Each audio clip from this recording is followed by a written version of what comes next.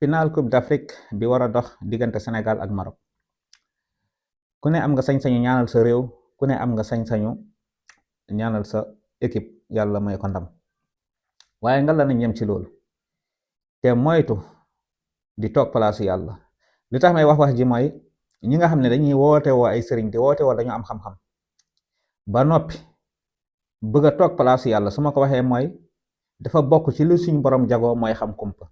yàlla moom moo xam kumpa ngal la au delà de xam-xam au delà de diine ak lu mu mën a doon jaam dangaa war a yem palaasu jaam.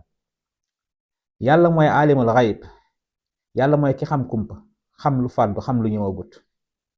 te bu ko doon xam le it comme ni mu ko waxee ñenn ñim gërëm ci ay yonentam illa man istara min rasulin ñooñ la koy xamal.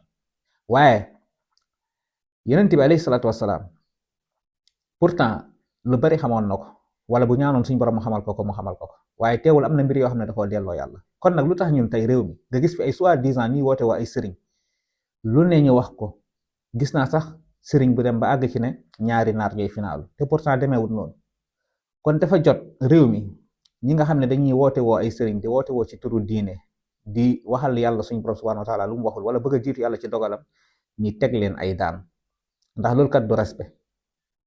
yàlla suñ borom subhanahu wa taala gis nga ay yenentam sax mën na leen xamal kumpa teewut xoola yenent yàlla Nuux bokkoon na ci li mu waxoon ay nitam ngir xam ne yàlla moo jagoo kumpa dafa waxoon wala aqulu lakum indi xazainullah wala a'lamul xayb. nee na man xaw ma kumpa. allahu akbar. ku toll ni yenent bu mu nee jël kumpa delloo ko yàlla suñ borom, ana ñun jaam yi xeebu yi naka la ñuy jëlee kumpa ne ñun ñoo ko xam.